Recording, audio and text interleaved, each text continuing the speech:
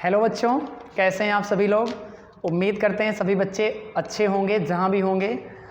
और बच्चों, आप सभी को पता भी होगा बोर्ड परीक्षा चल रहा है और आप खुश भी होंगे क्योंकि बच्चों आप पहला पेपर दे चुके हैं, यानी हिंदी का पेपर हो चुका है और बहुत अच्छे से आप पेपर दिए हैं। शायद मुझे ऐसा लग रहा है और आपको भी ऐसा लग रहा होगा और मैं भी खुश हूँ और आप भी खुश हैं। और बच्चों, हिंदी का पेपर तो हुआ लेकिन कहीं ना कहीं हमारा हिंदी का पेपर नहीं है बच्चों। यदि हिंदी में हम 95 नंबर 90 नंबर ला भी लेते हैं और सब्जेक्ट में हमारे कम नंबर रहते हैं तो फिर बच्चों वो ज़्यादा नंबर लाने से कोई फ़ायदा नहीं है। तो इसलिए बच्चों मैं कहूँगा कि आप जितनी ईमानदारी के साथ हिंदी का पेपर दिए, हिंदी में मेहनत किए बच्चों, उतना ही पेपर चाहे आपका गृह विज्ञान हो, चाहे आपका गणित का हो, चाहे आपका भूगोल का हो या किसी भी अदरवाइज कोई भी सब्जेक्ट का पेपर हो, आप इतना ईमानदारी से बच्चों मेहनत कीजिए ताकि आपके उस सब्जेक्ट में बराबर नंबर आ सकें जो भी आप अच्छे तरीके से पढ़ रहे हैं जिस भी विषय को। क्योंकि बच्चों आपका परसेंटेज जब बनेगा तो पर्टिकुलर किसी एक विषय से नहीं बनेगा, आपका प्रतिशत बनेगा। जो बोर्ड के नंबर होंगे, जो आप 600 में पूर्णांक आप प्राप्तांक लेकर आएंगे, वो प्राप्तांक में बच्चों आपके सारे सब्जेक्ट के नंबर जुड़ेंगे और जब सब सब्जेक्ट में अच्छा नंबर आएगा तभी आप अच्छा नंबर ला सकते हैं। आप सोचिए, एक सब्जेक्ट में 2 सब्जेक्ट में अच्छा नंबर लाने से हम बहुत अच्छा नंबर लेकर आएंगे, तो बच्चों ऐसा नहीं होगा। आपको हर सब्जेक्ट में अच्छा नंबर लाना होगा और हर सब्जेक्ट में अच्छा नंबर लाने के लिए बच्चों आपको हर सब्जेक्ट का अच्छे से पेपर देना होगा। और कहीं ना कहीं उस सब्जेक्ट का अच्छे से पेपर तब होगा जब कहीं ना कहीं उस सब्जेक्ट की अच्छी सी तैयारी किए होंगे। और जहां तक मेरा मानना है, सभी टीचर अपने अपने विषय को बहुत ही अच्छे तरीके से वो आपके बीच में पढ़ाए हैं, बहुत मेहनत किए हैं। चाहे वो आपका हिंदी का रहा हो, चाहे सामाजिक विज्ञान का रहा हो, चाहे गणित का रहा हो, चाहे विज्ञान का रहा हो, चाहे आपके कला का रहा हो या फिर संस्कृत का रहा हो, जिस भी सब्जेक्ट को आप पढ़ रहे हैं, जो भी टीचर आपको पढ़ाए हैं, बहुत ही ईमानदारी से मेहनत किए हैं। बशर्ते आपको पढ़ने की जरूरत है, आपको रिवीजन करने की जरूरत है। आप सभी को पता है, कला में पहले होता था आप बना देते थे, नंबर आपको मिल जाते थे, लेकिन इस बार कला में भी आपको ऑब्जेक्टिव प्रश्न मिला है। और आप सभी को हमें पता ही है, सूरज सर आपके कला पढ़ाते हैं और बहुत मेहनत किए, आपको ऑब्जेक्टिव प्रश्न भी करा दिए हैं और आपको बैठना नहीं है, उसको रिवीजन करिए अच्छे तरीके से। जिस भी सब्जेक्ट में बच्चों जो भी टीचर आपके बारे में पढ़ाया है, आप अच्छे तरीके से बच्चों मेहनत कीजिए। आप उसकी मेहनत को नहीं समझेंगे, लेकिन बच्चों जिस दिन आप परीक्षा में बैठते हैं और उस टीचर का पढ़ाया हुआ जब आप सॉल्व करते हैं, जब आप पढ़े रहते हैं ईमानदारी से, तब बच्चों आपको लगता है कि नहीं, किसी टीचर ने आपके लिए मेहनत किया था। तो बच्चों आज मैं ज़्यादा बात नहीं करूंगा, आज मैं आपको बताना चाहूंगा कि भूगोल में आज मैं कुछ चर्चा करने वाला हूं क्लास 12th में, यानी बच्चों कक्षा 12 का आज हम भूगोल पढ़ने वाले हैं। आप कहेंगे सर ये कौन से सब्जेक्ट की बात हुई, इसका तो हम नाम ही नहीं सुने थे। बिल्कुल सही बात बच्चों, आप कक्षा 10 में सामाजिक विज्ञान पढ़ते हैं, कक्षा 9 में सामाजिक विज्ञान पढ़ते हैं। सामाजिक में 4 विषय होता है, कभी देखे हैं आप सामाजिक में कितने विषय होते हैं? 4 विषय होते हैं। तो 4 विषय में पहला इतिहास होता है, दूसरा भूगोल होता है, तीसरा नागरिक शास्त्र होता है और चौथा अर्थशास्त्र होता है। यानी बच्चों इन चारों चीज से मिलकर आपका सामाजिक विज्ञान बना होता है ना। वही जब आप 11th 12th में जाते हैं तो ये चारों विषय अलग अलग बन जाते हैं, मतलब इनका अलग अलग सब्जेक्ट हो जाता है अलग। तो जो भी बच्चे आर्ट साइड पढ़ना चाहते हैं उनके लिए ये 4 विषय मिलते हैं, कोई भी चूज कर सकते हैं। तो एक बच्चे हैं, जो कुछ बच्चे, अब शायद मेरी जानकारी में तो कुछ ही बच्चे हैं, लेकिन बड़े सारे बच्चे हैं जो भूगोल पढ़ते हैं। तो बच्चों भूगोल आप पढ़ते चले आएँ, उन्हीं भूगोल में कुछ आगे की चीज़ें ऐड हो जाती हैं, कुछ आपको ज़्यादा पढ़ना पड़ता है कक्षा 12 में। बाकी ऐसा नहीं कि आप पहली बार पढ़ रहे हैं कक्षा 12 में जो भूगोल पढ़ रहे हैं, तो आपको परेशान होने की जरूरत नहीं है कि आप भूगोल पढ़ रहे हैं तो आपको भूगोल में कुछ आ नहीं रहा है। बच्चों भूगोल ऐसी चीज़ है ना कि जो आपके इस पर्यावरण में मौजूद है चीज़ें, आप उन चीज़ों को देखते हैं, उनके बारे में जानते हैं, बस आपको किस तरह से आप अपनी बुक में लिखना है, कैसे एग्जाम में लिखना है, कैसे उसको समझाना है, ये आपको पढ़ने की जरूरत है। बाकी कोई चीज नया नहीं है बच्चों की आप नहीं जान रहे हैं। अभी मैं बात करूंगा, आप देखिएगा, कोई चीज नया नहीं है, ठीक है। तो इसलिए बच्चों कक्षा 12 के जो बच्चे भूगोल पढ़ रहे हैं, मैं उनको पुनः इस सेशन पे बहुत बहुत हार्दिक स्वागत करता हूं। और बच्चों मैं जितना बताऊंगा, कल आपका पेपर है तो इसलिए आपको बिल्कुल परेशान नहीं होना है। इस वीडियो को आप एक बार देख लीजिए और जो मैं पढ़ने के लिए बोलूंगा सिर्फ और सिर्फ एक बार उसका रिवीजन कर लीजिएगा बच्चों बस। और आपको कुछ भी तैयार करने की, रटने की जरूरत नहीं है, ठीक है। कुछ ना कुछ आपको मिलेगा, 100% पेपर में मिलेगा। बाकी आपको पता है भूगोल में इस कक्षा 12 में भी मानचित्र के प्रश्न आते हैं।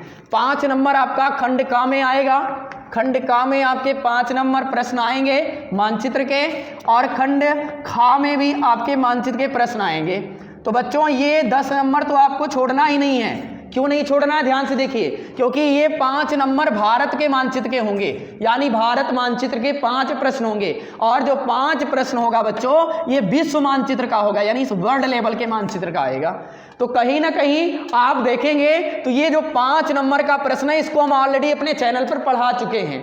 आप बैक जाइएगा, इस चैनल के वीडियो पर आप जाइए और देखिए, वहां पर आपको मैं मानचित्र के बड़े सारे प्रश्न कराया हूं, वो भी भूगोल का प्रश्न, ठीक है। तो जो भूगोल के प्रश्न है उसको देखिएगा, आपका ये कवर हो जाएगा जितना भी है, ठीक है। अगर आपको मानचित्र आता है, भारत के मानचित्र आते हैं, तो कोई भी आपसे प्रश्न आएगा आप उसका उत्तर कर लेंगे, ठीक है। तो चलिए हम सबसे पहले आपको यहीं से शुरुआत करते हैं और इसी को बिल्कुल पूरी तरह से सबसे पहले हम लोग पढ़ लेते हैं क्या क्या चीज मानचित्र में पूछ सकता है। मान लीजिए बच्चों, एक सिंपल सा छोटा सा मैं आपके बीच में भारत का मानचित्र हम बनाते हैं, और देखिए ये कैसे आएगा आपके पेपर में और इसको आप कैसे दर्शाएंगे, ठीक है बच्चों। तो इसलिए आप परेशान नहीं होइएगा, सिर्फ वीडियो को देखिए अच्छे तरीके से, और 100% आपके पेपर के लिए बहुत इंपॉर्टेंट सिद्ध होने वाला है। तो इसलिए बच्चों अच्छे तरीके से आप इस क्लास को देखिए। अगर कोई भी आपको मानचित्र का 5 प्रश्न आएगा, कितना आएगा, 5 आएगा। मान लीजिए पहला प्रश्न उसने कह दिया, अब यहाँ सब जो भारत के राज्य हैं ये अलग अलग डिवाइड रहेंगे बच्चों, परेशान होने की जरूरत नहीं है, ठीक है। जितने राज्य हैं ये ऑलरेडी अलग डिवाइड रहेंगे, आपको इसमें जरा सभी परेशान होने की जरूरत नहीं है, ठीक है बच्चों। तो इसलिए सभी राज्य आपके बने रहेंगे, बशर्ते आपको अच्छे तरीके से ये देखना है कौन सा राज्य किस जगह पे पड़ता है, ठीक है। बाकी आपके सारे राज्य उस मानचित्र में दर्शाए रहेंगे, बस आपको सिर्फ करना है कौन सी चीजें हमें कहां दर्शाना है। मान लीजिए एक ऐसे ब्लैंक मानचित्र आपको मिल गया और 5 प्रश्न आपके पेपर में आ गए, और पहले प्रश्न उसने दे दिया। देखिए मैं कुछ प्रश्नों को निकाला भी हूं और मैं कोशिश करता हूं कि आपको ज्यादा से ज्यादा चीजें समझ में आ जाए।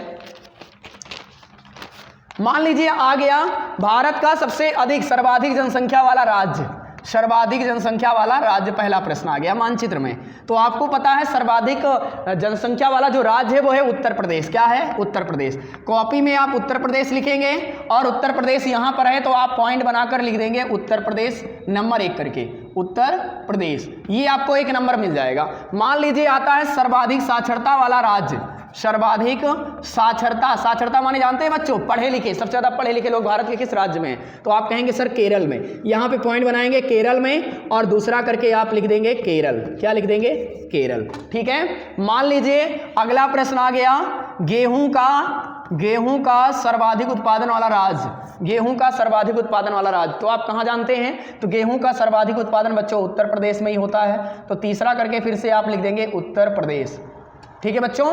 तो इसको ध्यान से देखेंगे। अगर आपके बीच में आ जाता है कि सबसे ज्यादा कोयला खनिज है ना, परंपरागत जो खनिज है हमारा, कोयला उत्पादित एक राज्य का नाम, तो कोयला उत्पादित राज्य का नाम क्या होता है, तो आप जानते हैं झारखंड, उड़ीसा में कोयला सबसे ज्यादा पाया जाता है, तो आप चौथा पॉइंट करके कर देंगे उड़ीसा, ठीक है। तो जो भी खनिज जहां पाया जाता है उसको आप वैसे ही लिख देंगे। मान लीजिए आता है उत्तर प्रदेश का किसी एक परमाणु केंद्र का नाम, तो आपको पता है नरौरा उत्तर प्रदेश में पड़ता है, नरौरा परमाणु केंद्र है ये, जहां परमाणु प्रशिक्षण केंद्र बनाया गया है, तो इसलिए परमाणु शक्ति का, तो इसलिए नरौरा, नरौरा हो जाएगा। तो 5 ही प्रश्न आएंगे बच्चों, 5 का उत्तर अपने कॉपी में लिखेंगे और 5 के 5 को कहां दर्शाएंगे, अपने मानचित्र में दर्शाएंगे। तो 5 प्रश्न भारत से रिलेटेड कोई भी आ सकता है, ठीक है। तो आपको राज्य पता होगा तो आप 100% उसको वहीं पे दर्शा देंगे।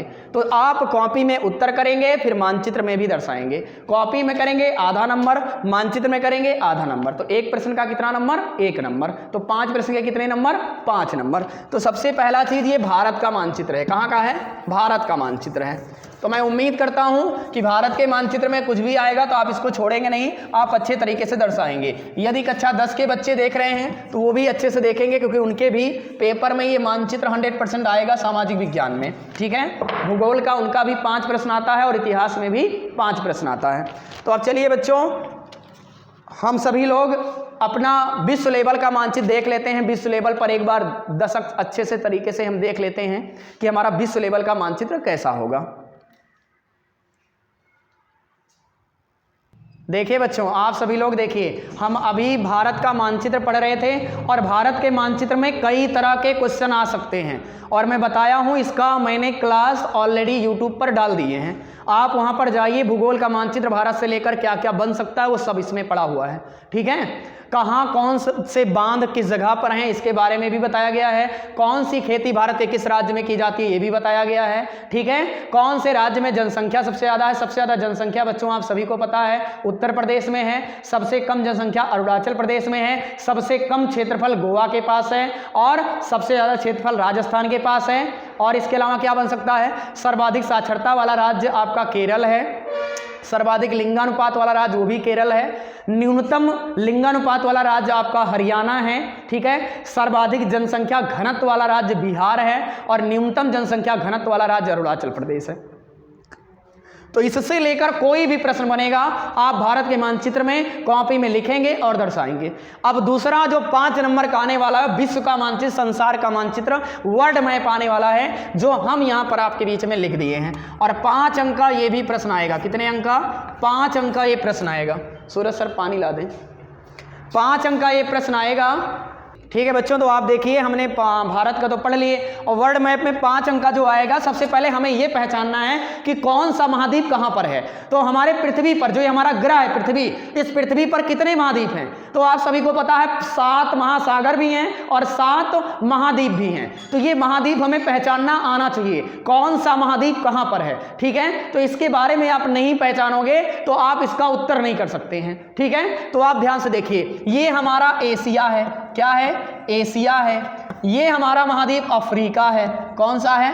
अफ्रीका है। ये हमारा यूरोप है। क्या है? यूरोप महाद्वीप है। इसके बाद ये दक्षिणी अमेरिका है। कौन सा अमेरिका? दक्षिणी अमेरिका। और ये उत्तरी अमेरिका है। क्या है? उत्तरी अमेरिका।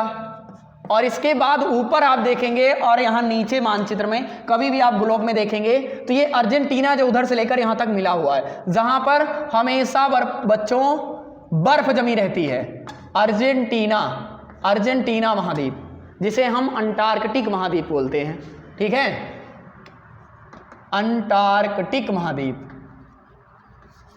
ठीक है, तो अब ध्यान से देखिए आप सभी लोग, एक महाद्वीप है जिसके पास क्षेत्रफल सबसे कम है बच्चों सभी महाद्वीप में, ऑस्ट्रेलिया महाद्वीप। ऑस्ट्रेलिया महाद्वीप। अब ध्यान से देखिए, यदि प्रश्न आता है आपसे कि विश्व का सबसे कम जनसंख्या वाला महाद्वीप, विश्व का सबसे कम जनसंख्या वाला महाद्वीप, तो आप किसको दर्शाएंगे? आप दर्शा देंगे ऑस्ट्रेलिया को। पॉइंट बनाएंगे नंबर 1 करके, ऑस्ट्रेलिया दर्शा देंगे। यदि आपसे पूछता है विश्व में सर्वाधिक जनसंख्या वाला महाद्वीप, तो आप दूसरा पॉइंट करके एशिया महाद्वीप को दर्शा देंगे। ठीक है, तो ऐसे कोई भी प्रश्न करके आएगा तो आप इसको लिखेंगे और अच्छे से दर्शा देंगे। जैसे मैं प्रश्न आपके बीच में बोल रहा हूं, एशिया में सबसे कम जनसंख्या घनत्व वाले देश का नाम बताइए। यानी इस पूरे एशिया महाद्वीप में सबसे कम जनसंख्या, जो सबसे कम जनसंख्या है वो किसका है? तो आप ध्यान से देखिए, तो आप सही से देखेंगे तो आपको मिलेगा बच्चों, एक है आपका मंगोलिया आता है। क्या आता है? मंगोलिया आता है। यहीं पर हमारे एशिया महाद्वीप में है मंगोलिया महाद्वीप, जहां पर बच्चों मंगोलिया महाद्वीप, जहां पर जनसंख्या घनत्व सबसे कम है। जनसंख्या घनत्व वो होता है जो 1 किलोमीटर के अंदर में सबसे ज्यादा रहने वाले लोग होते हैं, मतलब कम जमीन पर ज्यादा लोग रहते हैं, वही जनसंख्या घनत्व होता है। ठीक है, तो इसलिए आप अच्छे तरीके से इसको ध्यान से देखेंगे। तो सर्वाधिक जनसंख्या घनत्व वाला अगर आपसे पूछे एशिया में सबसे कम किस राज्य के पास है, तो आप बताएंगे मंगोलिया एक ऐसा देश है, ऐसा देश है जिसके पास जनसंख्या घनत्व सबसे कम है, मतलब इसके पास जमीन है लेकिन रहने वाले लोगों की संख्या कम है। तो एक प्रश्न ये हो गया। दूसरा प्रश्न दिया है एशिया में सबसे कम जनसंख्या वाले देश का नाम बताइए। तो एशिया में सबसे कम जनसंख्या वाला देश बच्चों एक द्वीप है जिसे हम बोलते हैं मालदीव, जो कहां पर है? अरब सागर में स्थित है, यहीं पर मालदीव। तो आप यहां भारत है ना, देखिए यहां भारत का मैप भी है, किस महाद्वीप में आता है? तो आप कहेंगे सर एशिया महाद्वीप में आता है। बिल्कुल एशिया महाद्वीप में आता है, ये हमारा भारत है। ठीक है, तो इसलिए सबसे कम जनसंख्या वाला जो देश है एशिया के अंदर, ज्यादातर प्रश्न एशिया से ही पूछा जाता है क्योंकि हम लोग एशिया महाद्वीप में रहते हैं, तो इसलिए बच्चों मालदीव है। कौन सा देश है ये? मालदीव। और ये भारत का जलीय पड़ोसी देश है, भारत का जलीय पड़ोसी देश है जिसके पास सबसे कम जनसंख्या है। ठीक है, अगला है अफ्रीका में सबसे कम जनसंख्या वृद्धि दर वाले देश का नाम बताइए। तो आप सभी को पता है इरिट्रिया एक ऐसा देश है, इरिट्रिया कौन सा? इरिट्रिया एक ऐसा देश है, यहाँ देखेंगे ये आपके एशिया के बगल यूरोप होता है और सबसे नीचे अफ्रीका होता है, ठीक है, इसको आप ध्यान से देखेंगे। मतलब एशिया के बगल यूरोप होता है और नीचे अफ्रीका होता है, ठीक है। और इरिट्रिया जो देश है वो इरिट्रिया देश ये सबसे कम इसके पास, इरिट्रिया एक ऐसा देश है जो अफ्रीका में महाद्वीप में, किस महाद्वीप में? अफ्रीका महाद्वीप में सबसे कम जनसंख्या वृद्धि वाला जो देश है वो इरिट्रिया देश है। और इसके बाद आप देखेंगे अफ्रीका में ही सबसे कम जनसंख्या घनत्व वाले देश का नाम जो है वो नामीबिया है। कौन सा देश है? नामीबिया। तो यहाँ से अभी आपको याद होगा नामीबिया से हमारे कुछ टाइगर लाए गए थे जो कूनो राष्ट्रीय उद्यान मध्य प्रदेश के अंदर डाले गए थे, तो यही नामीबिया अफ्रीका से लाए गए थे। अफ्रीका महाद्वीप में एक देश है नामीबिया और जो इसके पास क्या है? सबसे कम जनसंख्या घनत्व है अफ्रीका के अंदर नामीबिया देश के पास, ठीक है। इसको बहुत ध्यान से पढ़ेंगे, बार बार पेपर में रिपीट हुआ है, बार बार प्रश्न पूछा जाता है। हम मानचित्र को पढ़े हैं, भारत का मानचित्र और विश्व का मानचित्र, ये ज़्यादातर पेपर में पूछा जाता है, ठीक है। इसके बाद देखेंगे एशिया का सर्वाधिक सबसे अधिक जनसंख्या वाला देश। तो आप सभी को पता है यहाँ पे चीन होता है और चीन ही एशिया महाद्वीप में सबसे ज़्यादा जनसंख्या वाला देश है चीन। कौन सा है? चीन है। इसके बाद है विश्व का दूसरा सबसे अधिक जनसंख्या वाला देश। विश्व का, पूरे विश्व का सबसे अधिक जनसंख्या वाला देश कौन सा है? तो नंबर 1 पर चीन है, नंबर दूसरे पे अपना भारत है। तो एशिया का दूसरे नंबर पे सर्वाधिक जनसंख्या वाला देश जो है वो अपना भारत है, नंबर करके। इन प्रश्नों को आप बार बार देखेंगे, प्रश्न में पूछा गया है पेपर में, ठीक है, इसलिए आप अच्छे तरीके से देखेंगे।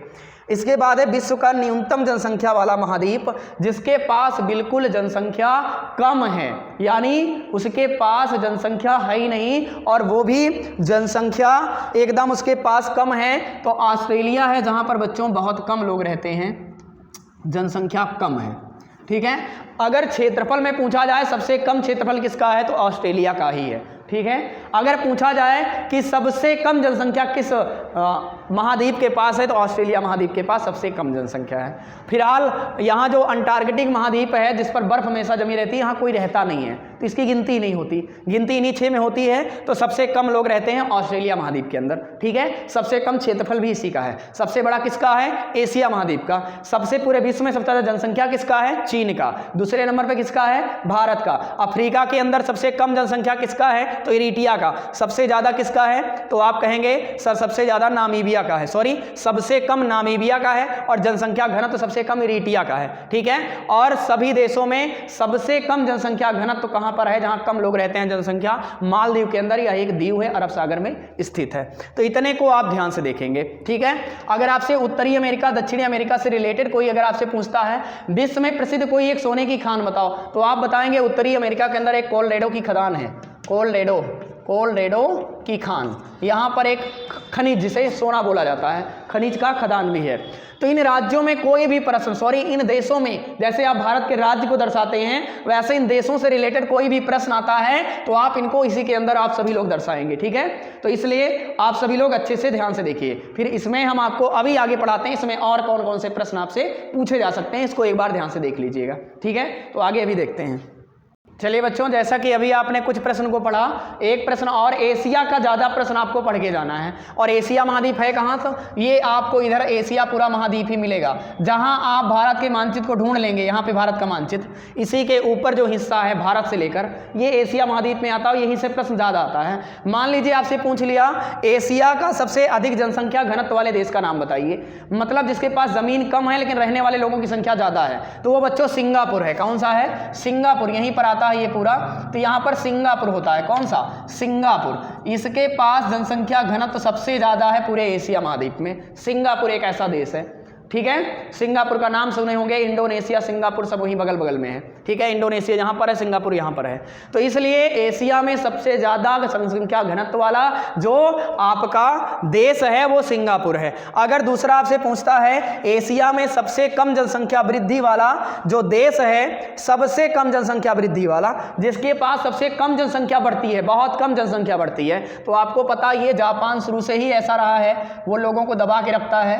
आप सभी को पता है, अपने मन से कोई काम नहीं कर सकते ये लोग, तो इसलिए बच्चों सबसे कम जनसंख्या वृद्धि होती है जापान के अंदर, और ये भी कहाँ आता है, एशिया में ही आता है। ठीक है, इसका भी ध्यान रखेंगे।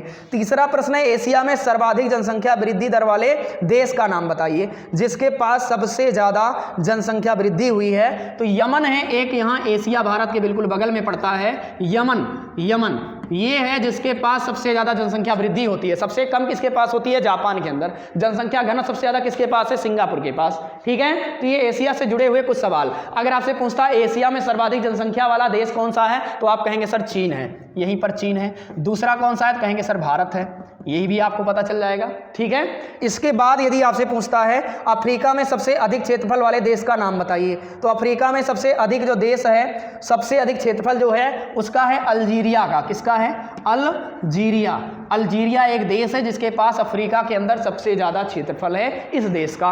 अफ्रीका महाद्वीप में, ये अफ्रीका महाद्वीप है पूरा, और इसके पास अल्जीरिया एक देश है जिसके पास क्षेत्रफल सबसे ज्यादा है। ठीक है, इसके बाद यदि आपसे पूछता है कि दक्षिण अमेरिका का सबसे अधिक जनसंख्या वाला देश कौन सा है, दक्षिण अमेरिका का, तो आप बताएंगे दक्षिण अमेरिका में बच्चों एक देश है जिसका नाम है ब्राजील। क्या है, ब्राजील। कॉफी सबसे ज्यादा बच्चों कहाँ उत्पादित किया जाता है, ब्राजील के अंदर, और इसके पास सबसे ज्यादा जनसंख्या है दक्षिण अमेरिका के पास। ठीक है, दक्षिण अमेरिका में महाद्वीप में एक देश है जिसका नाम है ब्राजील देश, और इसके पास सबसे ज्यादा जनसंख्या है। ठीक है, तो इतने सारे प्रश्न को आप ज़्यादातर याद करके रखेंगे। कौन सी चीज़ें कहाँ पर आपसे पूछ ले ये नहीं कहा जा सकता है, क्योंकि कुछ प्रश्नों को हमने कवर भी किया था। और अगर मैं आपसे यहीं पे बता दूं बच्चों कि किसी भी एक आप से अगर यदि कोई अंतर्राष्ट्रीय हवाई अड्डा पूछता है, अंतर्राष्ट्रीय पत्तन पूछता है, अंतर्राष्ट्रीय बंदरगाह पूछता है, तो बंदरगाह तो आप सभी को पता है जितने ये महाद्वीप को छोड़कर सब पानी ही पानी है। आप देश के बगल कहीं भी आप पत्तन को बना सकते हैं। ठीक है, और देश के अंदर किसी भी अंतर्राष्ट्रीय हवाई अड्डे को दर्शा सकते हैं। किसी भी महाद्वीप में जाएंगे, किसी भी देश में जाएंगे तो आपको अंतर्राष्ट्रीय हवाई अड्डा बना सकते हैं। साथ ही साथ बंदरगाह पानी के बगल आप बना सकते हैं। तो इसलिए आपको ये प्रश्न तो छोड़ने है ही नहीं है। मानचित्र का चाहे भारत का आए चाहे आपका विश्व का आए, इसको नहीं छोड़ना है। ठीक है, तो बाकी मैं उम्मीद करता हूँ जितना हम पढ़ाए हैं उसको अच्छे तरीके से आप पढ़ेंगे, और एक बार सिर्फ आपको रिवीजन करना है, बाकी पेपर में जो आएगा उसको अच्छे तरीके से आप पढ़ेंगे। बाकी अब मैं जो आपको बताने जा रहा हूँ वो सिर्फ आप दूसरे वीडियो में देखेंगे कि कौन कौन सा टॉपिक हमें पढ़ने की जरूरत है। बस हम एक बार फास्ट ट्रैक आपको रिवीजन कराएंगे कि इसमें क्या क्या चीज़ें हैं और आपको क्या पढ़ना जरूरी है। ठीक है बच्चों, मिलते हैं अगली क्लास में, ध्यान से देखिएगा। Thank you.